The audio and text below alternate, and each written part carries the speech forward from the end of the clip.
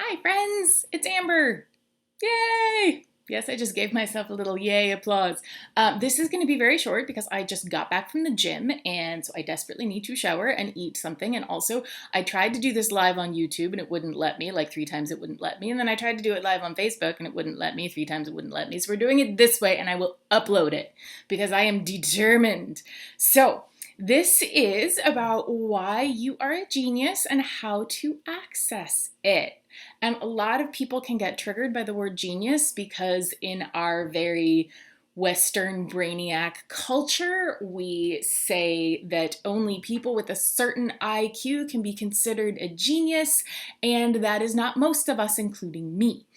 So I did get my IQ tested.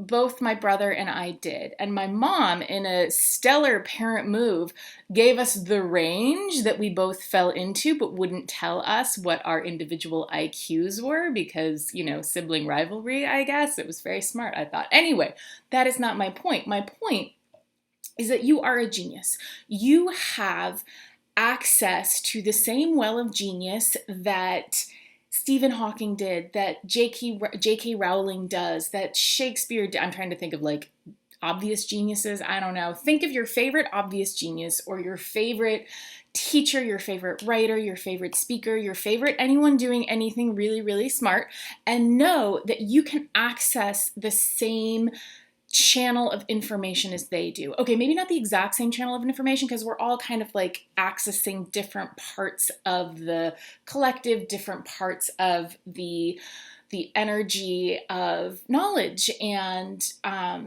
understanding and creativity. Like we all are kind of tapping into separate veins of that, which is perfect and beautiful because it needs to come through.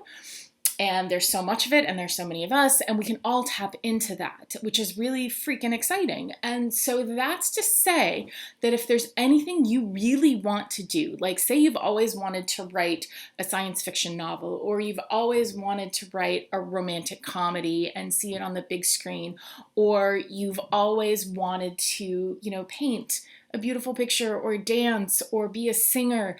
If you have the desire, even just, in your brain when you're fantasizing about things randomly, as we do when we are bored sometimes, other people call it daydreaming, you can do it. You have the ability. You have everything you need if it is a desire.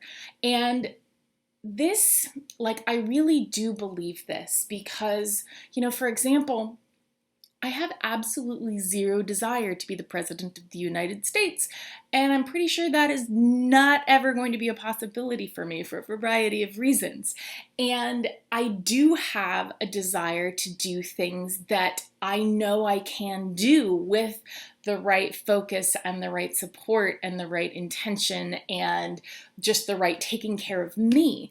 I used to work with writers, and I would always say taking care of the writer is taking care of the words, because when we take care of ourselves, when we take care of our body, our mind, our soul, our energy, that creates a clear channel for that genius to come in, flow through, and be sent out into the world, with your name on it, which can be really fun for our egos. And it's not about the ego, of course, but we don't need to separate from the ego because that's just a part of this human experience. And so sometimes, maybe our ego can have a little bit of fun. That's okay too. That's great. So you're a genius. Isn't that great? Hooray. So my question for you would be, what do you want to do? What do you want to do with that genius you can access? What do you want to do with all of that creativity and wisdom that is encompassed and encapsulated in your soul? How do you want to channel that through into the world? You can channel it through just for you, for your own knowledge, for your own interest. You can channel it for, getting your own answers about your life, which is great. We could all use more of that. You can't, because of course your soul knows exactly what you need in every given moment. It knows you, it knows your desires, it knows your strengths, it knows your weaknesses, it knows where to guide you to get you where you really desire to go. And so when we really tap into the soul, and we really listen and start following those nudges, that's when this life we desire starts to unravel, starts to unroll in front of us. It starts to show up with more ease than we could have ever imagined. And that's a real thing, which is fun.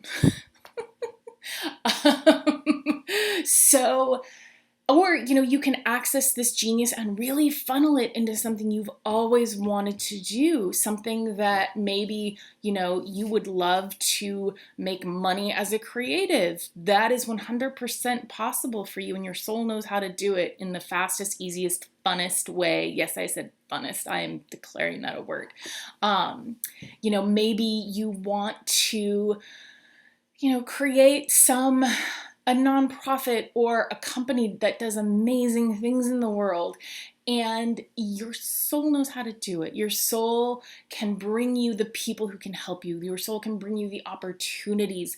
Your soul knows exactly where to lead you. For example, I was not going to make a video right after getting home from the gym. I was going to take off my sweaty, disgusting gym clothes, which I am still wearing. I was going to eat some hash browns, and I was going to take a shower, and then I was going to think about work in an hour. But I got the really strong prompt to make this video for you now, and it feels good. I'm so glad that I'm doing it, and we'll see. I'm hoping it really helps somebody, or multiple somebodies. Wouldn't that be exciting? So when we follow those prompts, we don't put them on a to-do list. We follow them in the moment to the best of our ability. Sometimes we're in the car, or sometimes we are taking care of a child, or sometimes we are doing another job. But we can always kind of come back to it in an hour or before going to bed. And when we do that, things really start to shift. Things really start to change. And of course, there can be obstacles, lessons, challenges, feelings, but when we learn how to really roll through those challenges and those feelings and then refocus on these things that make us happy, because if a desire isn't making you happy, what are we even doing? But when we're really focusing on those things that make us happy, that are fun for us, that's when our genius really starts to bubble up and boil over, and people start to see it gleaming out of your skin, which is also fun. So yeah, I feel okay, 7 minutes and 30 seconds. That's approximately 2 minutes and 30 seconds more than I planned to do, especially because this girl needs hash browns.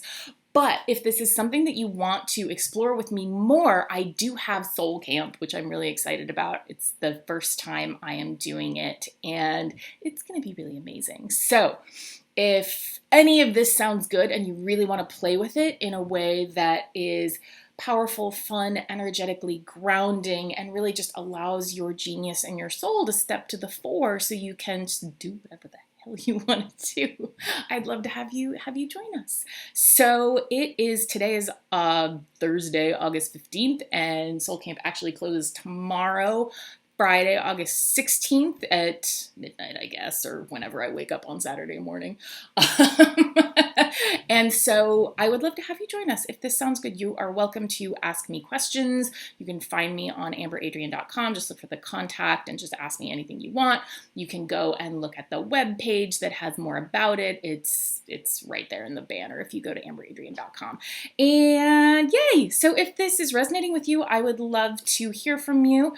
And I'm sending you lots of love, and know that yes, you are a genius. Yes, you can tap into it anytime you please, say right now, maybe as soon as this video ends, you can just sort of take a few deep breaths, focus on your heart, feel everything drop into your heart, and then just ask, what do I want now? What's my next step? Where am I being guided now? And just see what comes up and play with it. All right. Mwah, lots of love.